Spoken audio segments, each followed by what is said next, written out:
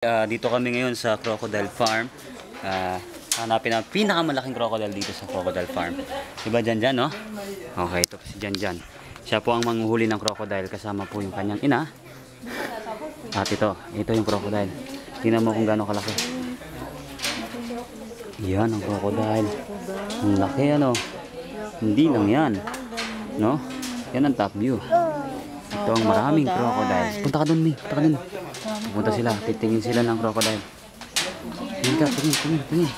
Hindi ha. Bibitawan ha. Yan ang mga crocodile. Crocodiles.